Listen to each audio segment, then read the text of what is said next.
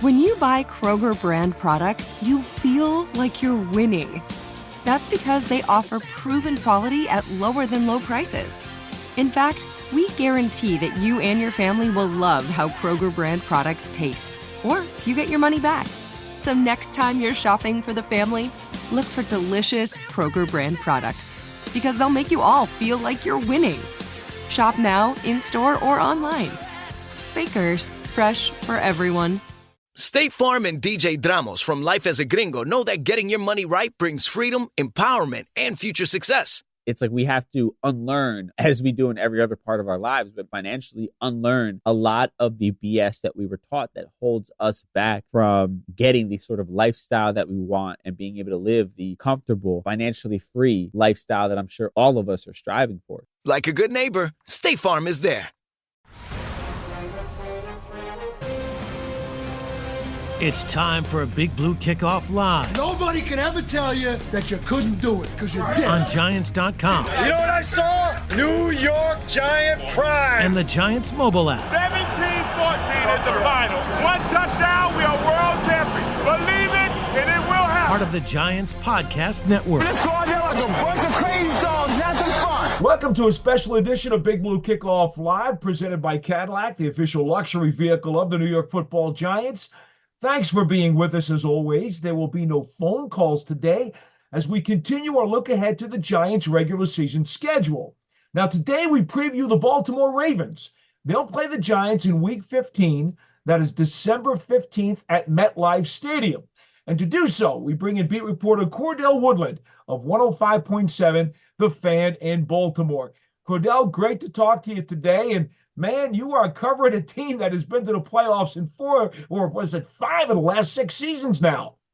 Yeah, it's kind of expected here in Baltimore when it comes to the Ravens. And, the thought is, as long as Lamar Jackson, 2-time MVP, is healthy and on his feet, the Ravens have a shot at this thing. We've seen them even back into the playoffs when Lamar was hurt and not there. They've made it with backup Tyler Huntley, at least backup at the time. So this is a really good team, and this is a team that's coming off of an offseason with a lot of roster turnover, a lot of coaching turnover, and front office turnover as well. So a lot of questions surrounding this team, but still very talented, and their core is still very young, and they have a ton of elite players on both sides of the ball. Well, you mentioned a lot of the turnover. Let's look at for a second the fact that they're coming off a 13-4 season, went to the AFC Championship game before falling to Kansas City, and yet we have seen some significant turnover upstairs. What is the one biggest change that you think we'll see based off of some of those maneuvers? Yeah, I mean, the thing about the Ravens is they have the Ravens way. People come and go, but a lot of their philosophies don't change. They people come in and they put their fingerprints on things, but the Ravens have a standard and they have a certain way that they're going to go about things. So they lose Joe Ortiz, who was assistant GM to Eric DaCosta. He goes to the Los Angeles Chargers. And really, Ortiz was kind of one of the main guys that helped orchestrate the draft, that helped run the draft and everything. So losing him was a big blow, especially that time of year. But Eric DaCosta is kind of the guy that is has the last say when it comes to the draft decisions, when it comes to personnel decisions. Anyway, so I don't think a lot has necessarily changed upstairs. In terms of the coaching turnover, though, I mean, defensively, that's where a lot of it happened. They lose defensive coordinator Mike Macdonald, who takes the head coaching job in Seattle. In my opinion, Mike Macdonald was the best defensive coordinator in football. So there are going to be some changes there. Zach Orr, a former player for the Ravens, former linebacker, he was the linebackers coach. He gets promoted to a defensive coordinator, but they lose their secondary coach. They lose their defensive line coach as well. So quite a few moving pieces over there. I'm curious to see how it goes, but from talking to the guys and talking to John Harbaugh, it does, again, seem like the Ravens' defensive scheme, defensive philosophy, that's something that's been built up over time. It's not like Mike Macdonald came in, created it, and it left with him. He was one of kind of the authors of the book. So we'll see what Zach Orr is able to do, because the one thing Mike Macdonald was great at was in-game adjustments. I think he was the best in-game adjuster maybe in the league So we'll see what Zach Orr does in that department. But I think defensively is probably where you're going to see maybe them not look as good as they did last year. And of course, John Harbaugh seems like he has been there for like a millennium. And so that's good. That's the one sure constant. The big headline grabbing change on the roster, though, is Derrick Henry, who has led the NFL in carries in 4 of the last 5 years as they have reworked the running back room. Do you expect him to be the type of bell cow that he's been with the Titans over the years? Or is it going to be a little bit of pulling back on the chains with him as they maybe distribute some carries to other guys?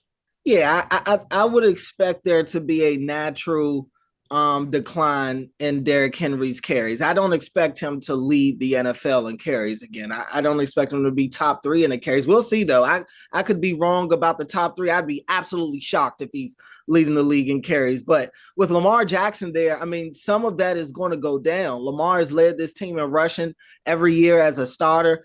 I'm curious to see if that streak ends with Derrick Henry there.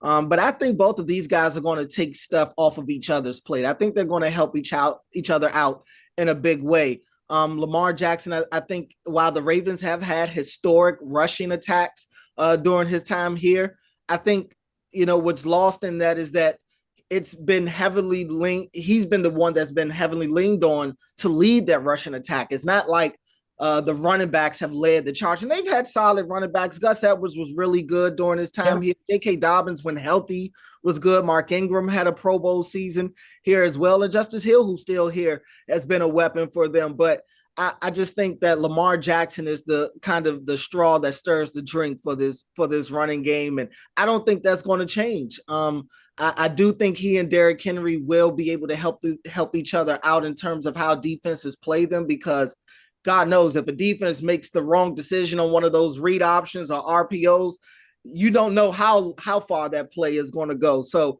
I expect Henry to be maybe more efficient than maybe we've seen him be at times in his career, but I do expect his usage to go down.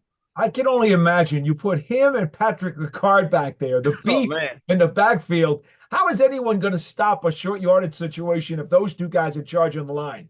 Yeah, it's going to be a problem. It's definitely going to be a problem. I mean, you would imagine that in the Ravens' mind offensively, just get to 3rd and manageable. Just get some 3rd and 2s, 3rd and 3s, and it's kind of easy money. Red zone should be easy.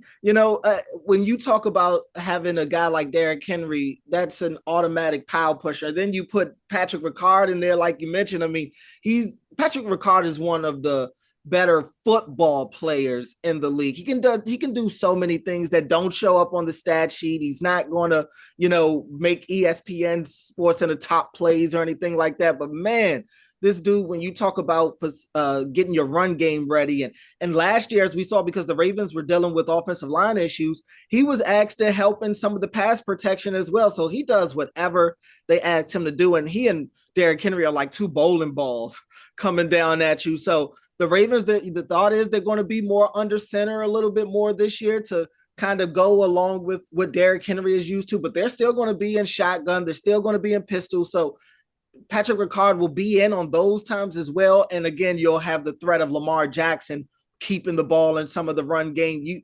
You really, defenses are going to have to be on their toes facing the Ravens. Does Justice Hill still have a 3rd down role on this team, do you think? I would say so. Minicamp just wrapped up, and Justice Hill was still out there for a lot of their 3rd down reps. He'll still, I think, in passing situations on 3rd down or maybe even 2nd and long, something like that, I wouldn't be shocked to see Justice Hill out there. They really like Justice Hill, and so do I. I mean, he's as dependable as any player on this team. He's fought through injuries in the past. He's worked his way back. He's always there whenever they have anything voluntary or mandatory. And when given his opportunity, he has flourished. He's been an efficient runner in this offense. He's been a great special teamer for them. So I think they love Justice Hill, and I would definitely look for Justice Hill to be a part of what the Ravens do this year. Now, the acquisition of Henry, I'm curious as to your perspective on it, because we know that Lamar Jackson, the 2-time MVP, as you mentioned, both of those years he threw for over 3,000 yards, which he hadn't done in his other years. He's run for over 700 yards in each year of his career. Do you think that Henry's acquisition wasn't just about playing bully ball, but also to try to make sure that Lamar does not have to run as much to try to keep him healthy and to allow him to do more things in the passing game? Yeah, I mean, I do think Derrick Henry is there to help them be more versatile in the run game. I don't think that they want to take away the threat of what Lamar Jackson does as a runner, because it's his superpower. It's his best superpower out of having many, you know. And so I do think that they just, you look at the Ravens and where they fall short in the postseason, and you look at some of the common factors, it's due to them kind of abandoning the run game, them deciding to try to be something that they're not. It was a big deal over the offseason here in Baltimore about the fact that the Ravens only gave their running backs in total 6 carries in the AFC Championship game. That's just not going to fly. And you think back to the 2019 season where Lamar won MVP and the Ravens were 14-2, and then they lose in the divisional round, their first playoff game, to the Titans, Derrick Henry's team at the time. They abandoned the running in that game as well, and they were the best rushing attack in the NFL. So in a way, I think Derrick Henry is here to kind of save John Harbaugh and these guys from themselves. I think he's here for the postseason, and it's a constant reminder to continue to do what you do best. I don't think that, they want to take Lamar out of the run game. Sure, they don't want him to be leaned on as much, but I do think they still want him to do that. I don't think that they're afraid of Lamar as a runner and, the threat of him getting injured, because he's been so good at protecting himself. He's gotten injured, but all of those injuries have been, in the pocket as he's trying to pass the ball. Lamar, I think, has really been good about protecting himself. You notice he always falls forward, never ends up on that. So he knows how to finish runs, which is a quality most quarterbacks don't have. So I understand people getting nervous when they see him take off, but I do think they want to continue to let him be who he is. And Zay Flowers and Mark Andrews will continue to be his favorite passing targets, obviously. Yeah, I would assume so. And you can throw Isaiah Likely in there as well. Isaiah Likely has had maybe the most impressive offseason out of any of these offensive guys to this point. I mean, every day it's been a wow moment. And it's taken me back to his rookie year, where a lot of people didn't know about him until maybe that preseason game against the Cardinals, where he had over 100 yards receiving in the first half with Tyler Huntley throwing him the ball. And Mark Andrews got hurt that year, and Isaiah Likely looked great in Mark Andrews' absence. Same thing last year when Mark Andrews went down for a big chunk of the season. Isaiah Likely was incredible for the Ravens. So the key is, how are they going to get Likely and Andrews to both make an impact while they're on the field together? That's been Todd Monken's homework over the course of the offseason. And you mentioned Zay Flowers. They've been raving about Rashad Bateman, who had his best day of camp on the last day of minicamp yesterday. So Lamar has some weapons, but no doubt about it, Mark Andrews and Zay Flowers, like you mentioned, those are going to be his 2 favorite targets. But I would definitely look for Isaiah Likely to get himself a piece of the pie as well. And Stanley and Linderbaum anchor that offensive line. They got other changes going on there, but I suspect with the power running game, that may not be as much of a problem, because it doesn't take a lot to just push Derrick Henry forward. Yeah. He does a lot of that himself, it feels like. But, the thing is that Titans offensive line started to decline over the last few years. And I think you started to see a little bit of that impact Derrick Henry. As great as he is, as great as Henry is, I don't think he's above needing somebody to block for him. And the Ravens, like you said, they do have changes. Linderbaum and Stanley, they're the 2 staples right now. But those other 3 spots are going to be moving pieces. They lost Morgan Moses and John Simpson to the Jets this offseason. And their other guard ended up being a free agent, Kevin Zeitler, who you guys are familiar with. So he ends up going into free agency. So they bring in Andrew Voorhees, who had a red shirt year last year. They draft him late in the draft last season. He got hurt during his pro day.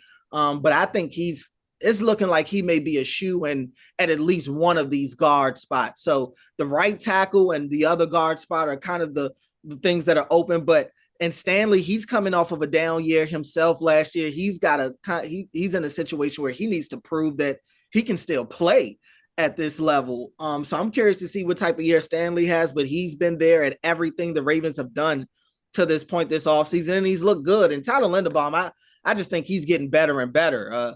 He's going into this is his third year. He's already, I think, one of the top centers in the NFL. So they do have the good staples in terms of their center and their left tackle, but definitely some questions along the offensive line. And look, that'll be where having guys like Derrick Henry and Lamar Jackson start to really help you out, because you're going to need some guys to maybe create some things on their own. Cordell, before we get to defense, we remind our fans you can check out the Giants Huddle podcast with all kinds of long-form interviews with Giants personnel and folks around the league. Giants season ticket memberships are available. Go to giants.com/tickets. That's for the 2024 season. And Giants TV is the official connected streaming app with original video content, free on Apple TV, Roku, Amazon Fire TV, and the Giants mobile app. Cordell, let's flop to defense. Justin Madubuike, bust-out season, 13 sacks last year up front. Roquan Smith at the linebacker level. Kyle Hamilton at the safety level. You got a big star at each one of those levels, although Patrick Queen isn't there anymore at the linebacker spot. How about a thumbnail sketch as to how you think this defense is going to come together? Yeah, they were so good last year. You go into the offseason after having a year where you're the Triple Crown winner, you're leading the league in points allowed. And they were the sacks as well. I think they led the league in sacks last year as well. It's only natural that you're not going to probably be able to keep up that type of level in the next season. But then you combine that with them losing Mike McDonald, them losing their defensive line coach, they lose their DB coach. Their secondary was so good last year, despite injuries to guys like Marcus Williams and Marlon Humphrey. They still were able to have a standout year. And they lose personnel like you said, Patrick Queen, Jadeveon Clowney was second on this team in sacks. They lose him to Carolina. And so you are wondering what's going to happen.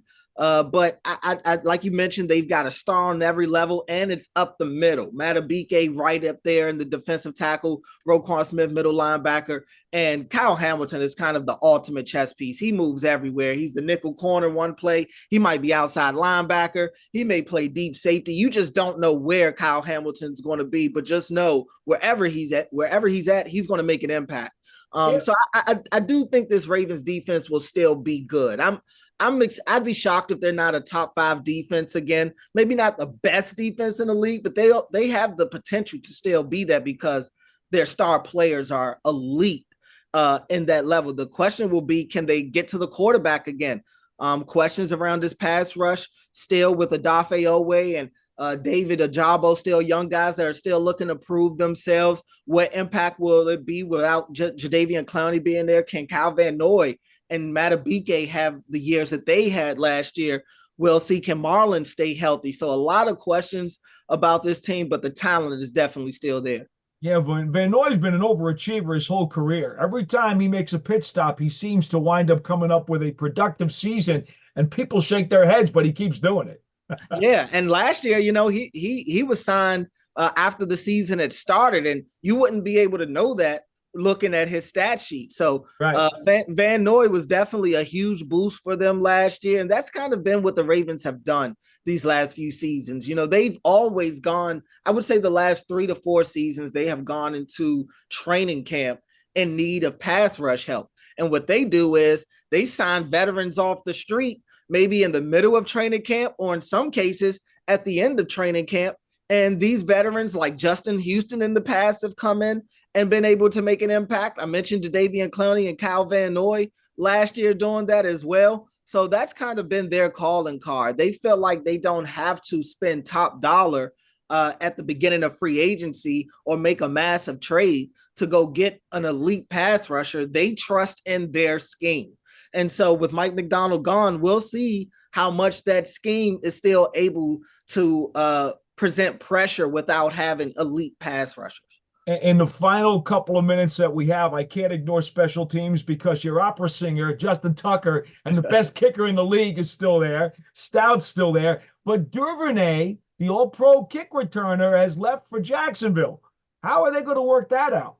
Yeah, that's going to be a competition right now. They did sign Deontay Hardy in the offseason, and he wasn't at camp. He had a baby recently, and he's got some family things going on, so he was excused from mini camp. His absence was, but the thought is that Deontay Hardy will be kind of the leading candidate to take over that Devin Duvernay role whenever he does return to the team. But I would look out for guys like Justice Hill. It's funny, I did ask John Harbaugh during minicamp. We've looked around the league and we've seen teams kind of thinking outside the box in terms of returners now with the new rules with the kickoff returns and everything. And we've heard special teams coordinators talk about how, it's now looked at as an offensive play when it comes to designing some of these plays for kickoff returns. So you could see some different guys back there, but I asked John Harbaugh, is there anybody that is out of the running of being out there? So of course he named names like Lamar Jackson. I'm surprised to hear Zay Flowers. Zay Flowers he said you won't see him back there. So, but on a serious note, guys like Justice Hill, Tylan Wallace, who won a game for them on a punt return against the Rams in overtime last year, those guys I think are going to be candidates. But it seems like it's Deontay Hardy's job to lose. All right, Cordell, he is Cordell Woodland, the beat reporter for the Ravens at 105.7 The Fan in Baltimore. Thank you so much for your time. We'll catch up to you during the season, and enjoy the rest of the summer. Thanks for having me. Thanks for listening to today's edition of Big Blue Kickoff Live. It's part of the Giants platforms of podcasts everywhere and Giants.com/podcast. Until next time, I'm Paul Dottino. So long, everybody. Good sleep should come naturally, and with the new Natural Hybrid mattress, it can. A collaboration between Lisa and West Elm, the Natural Hybrid is expertly crafted from natural latex, natural wool, and certified safe foams to elevate your sleep sanctuary and support a greener tomorrow. Plus, every purchase helps fuel Lisa's work with shelters and those in need. Don't put off a good night's sleep any longer. Get a Lisa mattress today for a sound sleep tonight. Visit lisa.com/iHeart. That's LEESA.com/iHeart. You know that vibe? When you're riding in your all-new Camry and that cousin calls. The one who always tries to one-up you. I mean, yours is fine and all, but... Not even a hello. It's straight into better job, boyfriend, vacation spot. Your response? Brushing the dirt off your shoulders. And pulling up in the all-new Camry. 225 horsepower, bold grille, available 19-inch wheels, and wireless charging. Who has the better what now? Thought so. The vibe just shifted in your favor with the all-new Camry. Toyota, let's go places.